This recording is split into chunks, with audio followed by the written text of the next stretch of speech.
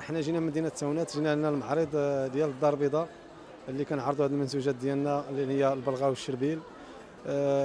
عندنا جميع المنتوجات ديال المصنوعات الجلديه فيها البلغا والشربيل والصنداله وشربيل الصام، بليغات وليدات صغار بلاغات كبار.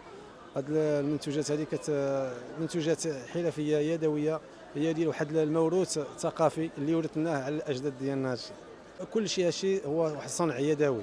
كل هذه المنتوجات اللي كتلاحظ عندنا هنا في هذا الرواق هذه وهي منتوجات يدويه 100%. بالجلد، من كتبدا من البدايه ديالها من الدباغه ديال الجلد حتى النهايه ديالها اللي هي الصنع اليدوي. وهذه المنتوجات اللي كتشوف عندنا هنا كلها اللي هي كيخدموا فيها واحد الناس من الجبال من اهل القرى.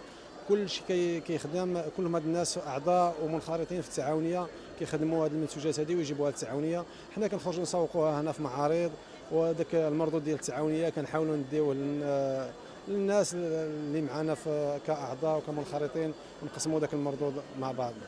عندي الانواع اللي عندي انواع كثيره ومختلفه. فيها البلغا، فيها الشربيل، فيها الشربيل الفاسي اللي مطروز بالصم، ذاك الصنع كنقولوا حنا صم نطاع، صنع يدوي.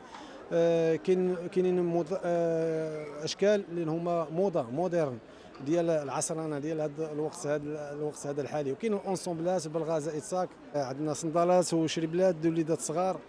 ودائما وابدا كنقول للناس الدار البيضاء والناس اللي مجاورين هذا المعرض هذا في مدينه الدار البيضاء في العمق باش يجيو يقتنيوا من هذه المنتوجات هذه، باش كيحافظوا معنا وكيساهموا معنا على هذا الموروث الثقافي.